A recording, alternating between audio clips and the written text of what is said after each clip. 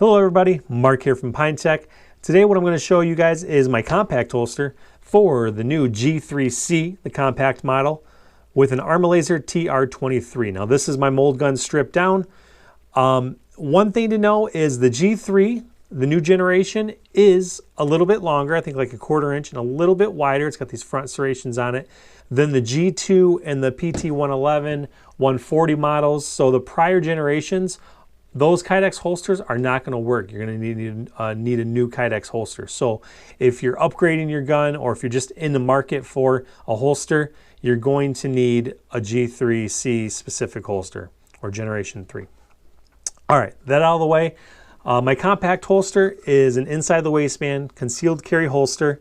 The idea, if you're new to Pyntek, if you're new to my channel here, all my holsters are designed to be nothing more than you need, but a secure, safe holster that's well refined. So simple in design, minimal material, but refined to really give you what you want if you're going to be wearing this thing all day long, which is less material, no unnecessary bulkiness, no sharp edges, no 90-degree corners.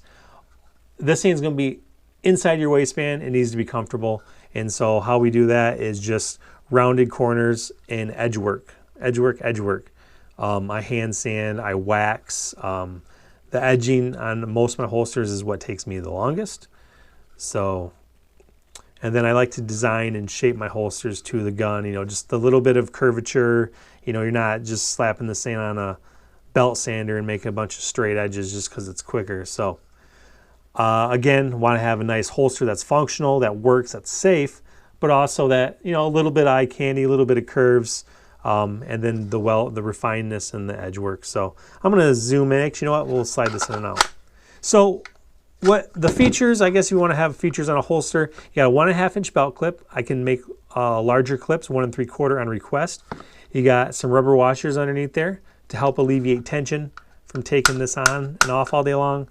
Finish washers up top. You're not getting finish washers down here because that's going to add a little bit more of a flare out than that's necessary to add the width of that washer down here to make it lay flat and not be crooked.